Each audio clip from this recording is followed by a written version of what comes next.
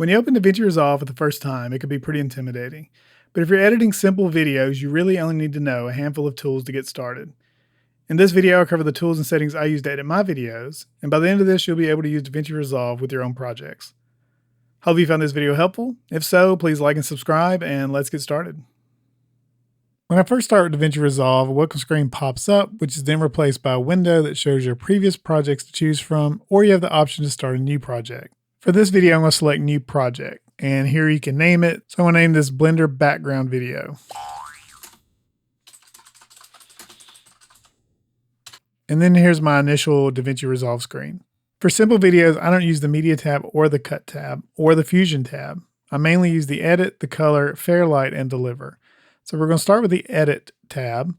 Before you bring in any media in DaVinci Resolve, you need to adjust a couple of settings. To open the settings, you can click File, then Project Settings. You can also click the gear icon at the bottom right. You can also hit Shift 9. Under the Master Settings in the Timeline Resolution section, change the timeline resolution to your output format. Even though the talking head video I'm going to use was recorded at 4K 24 frames per second, and my screen capture was recorded at QHD, which is 2560 by 1440, I'll export my video to standard HD, which is 1920 by 1080. So I'll leave my current setting as is. But if you're going to export something different, go ahead and change it here. Below that is your timeline frame rate, and you can change that to whatever your media was recorded at. I've recorded both of my videos at 24 frames per second, so I can leave that as is, and I'll also leave the playback frame rate at 24, so this will be the same for you. Change both of these to whatever you need them to be. Under video monitoring, video format, I'll go ahead and leave that at 1080p 24 frames per second, which is again the same as I have up here, the timeline resolution. And those are the only changes you really need to make if you're working on simple videos, at least for the type of YouTube videos I do. So since all those settings are the same for me, I'll hit cancel, but if you did change any of those, hit save. Now, one reason I don't really deal with the media tab or the cut tab is I don't work with a lot of different footage pieces. I mainly just have a talking headshot in the beginning or as my intro. And then after that, I'll have a screen capture showing my tutorials, which are typically in Blender or other animation type programs. So the great thing about DaVinci is I can just drag the media straight into the Edit tab, which is where I do most of my editing. The reason why I looked at settings prior to dragging in media is because of this timeline frame rate. If I dragged in media first, this timeline would be set to whatever that media was recorded at, and you wouldn't be able to change it. So if you needed something different, you need to set that before you bring in the media. So again, I can just drag straight into the edit view. So I'm going to do that now with my first video. So left click and drag and drop that here. And there's me looking very serious. And in the background is a snoring cat. So you may hear that in the audio. So I'm going to hit Alt and scroll wheel to expand on this. So this footage was recorded on a Fujifilm X-T4 24 frames per second 4K. And the audio was recorded on a Beyerdynamic M201 onto a Zoom H6 as my audio interface. And I will say that I think it is much easier for me, at least, to try to get my video and the audio the way I want it to be first before DaVinci Resolve, because it's just easier to work with. So I'm going to have to do less in the Color tab and the Fairlight tab, which is the Audio tab, because of that. And I realized also that you don't need a really expensive camera, you just need to really think about your lighting. And that's really helped get my videos to where I have to do less editing to them. And I'm going to play this a little bit so you can hear what this audio sounds like. This audio is from the camera. In this video, I've shown you how to add images to Blender's viewport, including images as planes and images as background references. So you can hear the reverb in that one, which is that echoey sound you hear. And you can't see it in this video, but my Office does have some sound treatment, so that does reduce that. So to me, while the audio out of the X-T4 isn't horrible, it's definitely not something you would want to use as your primary audio. So I'm going to bring in my audio from the Zoom H6 and the Beyerdynamic. I'm going to drop that under the camera audio, and you can see if you look at the waveforms, they are not lined up. So to correct that, I want to left click and drag to select both of those audio clips. I'm going to right click, and I'm going to go to Auto Align Clips and Based on Waveform. You can see how that jumped. So again, let me play a little bit of one and then the other. So to do that, I'm going to hit the mute button next to the Zoom H6 track, and then I'll play the camera track. I've shown you how to add images to Blender's viewport. Now I'm going to mute the camera track and unmute the Zoom H6 track, including images as planes and images as background references. Okay, so now I no longer need the camera track since that's lined up. Now, I do want to show you one thing about this before I move forward. There's two ways to get rid of things in DaVinci Resolve. So if I click on this and hit Backspace, you see it deleted it without changing the timeline. But if I undo that and I click it and highlight it and I hit delete, it deletes everything. So that's something to keep in mind, as the Backspace button deletes only what's selected but does not affect the time of the timeline. But delete actually removes what's selected and the time associated with that. So again, keep that in mind. It took me a little while to get used to that, but it's very helpful once you get in the habit of it. But for now, I don't want to just delete this audio. I want to delete that whole track. So then my Zoom H6 track will become the primary track. So I'm going to right click on that and hit delete track. And now it brought it up here to audio 1. The next I want to bring in my screen capture. So I'm going to left click and drag to bring that in and drop it. Now I'll left click and drag to highlight it, and I can just butt those two together. So now there's no transition between those. You saw how that kind of attached to that end? That's because right here we have a magnet icon, and this is for snapping. So if I undo that, it won't snap like you just saw it. So you can toggle that on and off using the end button, and I do leave that on most of the time. So I want to mention the screen capture was captured with OBS, which is a free program that you can use to do screen capture or live streaming. I used Camtasia for a while to do my screen captures, but OBS to me is just easier to use, especially since I don't need all the extra functionality of Camtasia. I just want to capture the screen. So OBS is great for that, so you should check into it.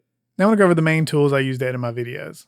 So the first mode you can see is the selection mode, and I'm already in it. You can tell by the cursor, and then you can see it red here, which shows my active tool. So that's just your ability to select objects, move objects, things like that. I can select this track and move it up. So that's the main tool you'll be using to organize clips. The next tool I use quite a bit is the blade tool. And this gives you the ability to chop up your footage. And you can see when I chop up the top, it doesn't automatically chop the audio, but because of the snapping being on, it'll click right against that. So when you're cutting these up, it's helpful to have that on. So this is probably the tool I use the most because I go through and edit out mistakes and pauses and things like that. So right here, I can see I have quite a bit of a pause. I'm gonna click, click. And you see when I'm not hovering over footage, the blade tool converts to the selection tool. So then I can left click and drag, hit delete because I want to remove that time from the timeline. And there we go. If you want to reduce the length of a clip without actually cutting it, you can go back to selection mode, hover over the edge there, and you can see I'm getting this icon here. I can just left click and drag. So I'm not actually cutting that, I'm just hiding part of the footage. And I can do the same with the audio, and you can see how it snaps to that. Now, if I want to change the footage at the same time, where there's a cut, you see now I got this icon. Once I got that, I can left click and drag. Now I can't right click and drag because this clip is at the end of it. So there's no more to show after that. But if that clip was longer, you could drag both directions. Another option I use quite a bit is the Retime Controls. So say during my training, I was doing something repetitive like modeling, and I'd already explained that so the viewer didn't need to sit through that in real time. So to show you how to do that, I'm going to go to my blade tool. I'm going to cut on both sides of the area I want to retime. And now with the selection tool, I can right click and choose Retime Controls, or I can hit Control R. So now you can see this is currently set at 100%, so it's at normal speed. Here I can change it to different speeds. I can slow it down, I can speed it up. I can also reset it. Or you can left click and drag, and you can see that number changing right here at the bottom. So if you need to retime something, that's how you do it. And then typically I would just go to the blade tool, cut this audio, hit A, select it, delete, and that closes the gap. And I want to leave this here because if there was just complete silence there, it'll sound off with the rest of the audio. So you typically have a little bit of room noise when you're recording audio. So this leaves that there so it matches the rest of the audio. So I wouldn't just, completely delete it like that. You can still get a little bit of the audio background noise here, which will sound more seamless. Another option I use a lot to create simple fades. If you click on a piece of footage, you can see these white tabs up here. Now I can just left click and drag those. Now if I hit my spacebar to play this, you can see that it'll fade out from the first clip and into the next clip.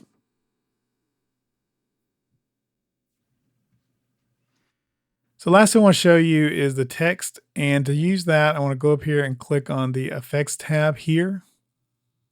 And we have basic text. Now I want to left click and drag that. And I'm going to drop it on the track above it. So now you can see it's in my video. Sometimes I use this if I say something that needs correcting, I'll add this to the timeline. So I can left click and drag to expand that. I can add a fade in and fade out.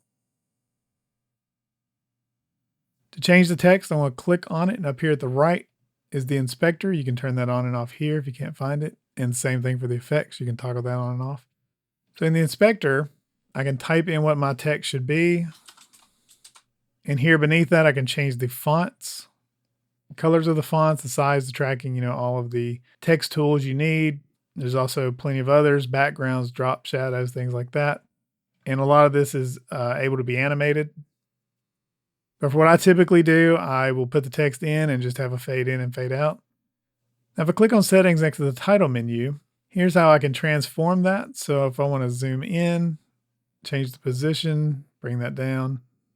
So now if I left click, you can see that'll fade in and then fade out. Also, to move around the timeline, you just have to hit the space bar to play, space bar to stop. If you hover over these horizontal or vertical lines, you can change the size of your panels. You can drag the playhead if you need to. If you click in between the audio and video tracks, you can change that. Also, if you control middle mouse button, you can pan along the track. If you hit alt middle mouse button, you can change how you view the tracks in the timeline. So you can zoom in and zoom out. Occasionally, I will use a marker. So you can just hit M to create a marker, and you can see that created a marker up here and here. And usually I just use those as a reminder. If you hit delete, you can delete that. If you hit Control M, it'll add a marker, and you can change the name of the marker, add notes and colors here. But again, for the types of projects I do, they're not very complicated, and it's just me. There's not a team of people, so I don't really need all that additional information. Although you can add the markers and export those as YouTube chapters. But I won't be covering that in this video because it's really not something you need to know to get started in DaVinci. So that's pretty much it as far as the tools I use to edit my videos. So you can see here, I don't have any cuts in this, and the video is currently 16 minutes and 33 seconds long. You can see that here. So I'm going to go through and cut up my video to finalize it, and then I'll be back to show you what that looks like once I'm done. I think you'll be surprised the number of cuts that I have in here due to the mistakes and pauses that I have. So I will do that, and I'll be right back to show you what the end result looks like. Okay, so here I'm back, and you can see the number of cuts I have. So I was able to cut this down to 8 minutes and 49 seconds, so roughly half of the size of the original. So that's a lot of pauses and mistakes. And this is how I edited the video. I didn't do anything fancy. I just went through and made my cuts. I added a fade in and a fade out at the talking head part and a fade in for the tutorial part. So once I've done that, the next thing I do is I will go to the color tab. And you can see here I have all of my cuts, and that's pretty messy looking. So I'm going to go back to my edit tab. I'm going to left click and drag to select all of my video except the talking head part. Then I'll right click and select new compound clip. And I'm going to name this training. You can see that merged that back into a single piece of footage. So if I go back to color, now I only have the two pieces of footage, the talking head footage and then the compound clip. And I typically don't do any color editing to the tutorial part, but I will do a bit to the talking head part. So I'm going to click on that, and here's our player. So I'm going to drag this over. I mainly only use these four options here at the bottom left: offset, gain, gamma, and lift. So the first one, lift, adjusts the dark tone. So if I left click and drag on this dial, you can see how that's working. And if you don't like what you've done, you can drag it back, or you can click this undo button here. So I'm going to reset that. So that's how those work. So lift adjusts the dark tones, gamma adjusts the mid-tones. You can see how that works. Undo that. Gain adjusts the bright tones. Undo that. And then offset adjusts all three. And I don't really have a lot of scientific color theory about this. I just adjust it until I think it looks good. So I'm going to left click and drag on the offset first to kind of bring everything up a bit. Then I'll left click and drag to the right to bring the gain up a bit. Same for the gamma. Then I'll left click and drag to the left for the lift, and we'll bring that down a little bit. Then I adjust the other two a little bit more, and I'm dragging them to the right. adjust the lift a little and drag it to the left. And that's just about the only color correction I do. So those color corrections are occurring to this node right here. And this isn't a video to get into nodes, but I will tell you that this is where the changes happen. So if I click on that node and select it and hit Control D, I can disable that node. So now you can toggle Control D to see what that looks like before and after. But above these 4 settings, you have some other options like temperature, tint, contrast. You can just left click and drag to change those. I'm gonna hit undo to undo that. If your video looks pretty good out of the camera, there's not a whole lot you need to do here, at least for the type of videos I make. So that's about the extent of the color correction I do. So again, if you're doing simple videos, this may be all you need. So for the color workspace, I'm gonna go to the Fairlight workspace. So you can see this is where all of our audio is. And because my videos are simple, I typically only have one audio track. So you can see that's audio 1 here, and this is a stereo track. So we have 2 lines. And if you look to the left, you see A1. If you look to the right under the mixer header, you see A1. So the effects you add to this column are going to affect this A1 track. So if you have good audio, you typically don't need to do a lot here. One easy thing you can do to help your audio is to click on Effects, go to Restoration, Fairlight FX. You can click on Noise Reduction. From here, you can adjust these dials and the settings to reduce the amount of noise. If you're up here and click on Default, there's a couple of preset options for you to choose from. You can see on the graph how those affect things. So I would probably click on Derumble and Hiss. And if you want to listen to how that affects your audio, you can then hit play camera so that it shows up in the viewport but isn't rendered. If you want to hear it without the effect, you can hit this button here to turn that on and off. Hope you found this video helpful. If so, please like and pause to stop it. Another option with your audio, if I exit out of this, you can see here it has added it to it. So noise reduction is right there. So that has been added to our track. If you ever want to listen to this without the effects, you can click this button here to turn that on and off. So you can listen to your audio without the changes you've made and then compare it to the audio with the changes.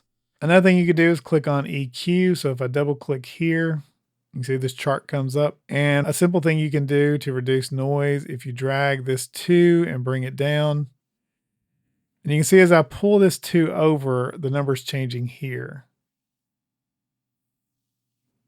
So you want to set that to like 80 or 90, you'll reduce a lot of the rumbles that you get like around outside or an HVAC unit or a computer. And that's lower than the human voice, so it won't affect any of that. And that's a simple change you can make. You can also click on default and pick some of these options. If you want to see what those sound like, you can see how that changed.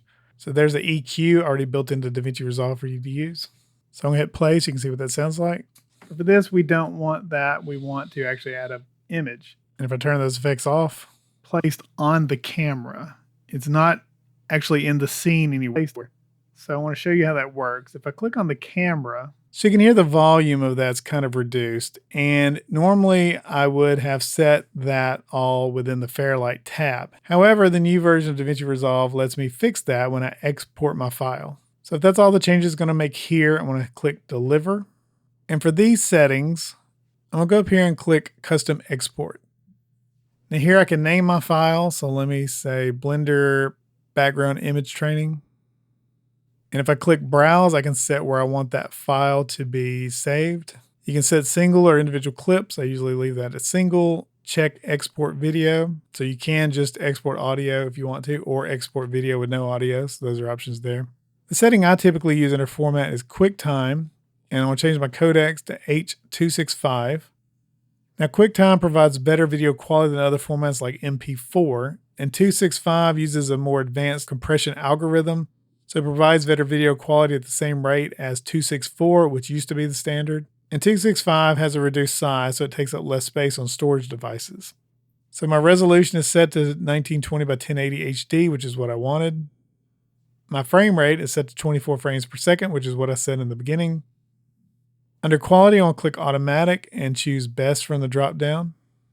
And that's all the changes I make here. And then I click on audio and I'll change my codec to linear PCM. Linear PCM encodes without lossy compression, so the quality's a little better. And then I'll change my bit depth to 24. And that's the only changes I make to my audio. Now, earlier I said in Fairlight that I would normally change the loudness to make sure it was where it needed to be, but in the new version of DaVinci, I don't need to worry about that because if I click on audio normalization, I can click on normalize audio, and under mode, I want to go down and select YouTube. So you can see target level and target loudness are already set for me, and I can't change those. So previously in Fairlight, I would have set the loudness to -14 myself, but now I no longer have to do that.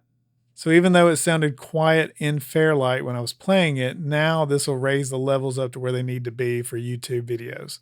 And there's a couple of different options here if you need certain types like, Netflix. It just depends on what you need it for. So I'm going to go back and set mine to YouTube.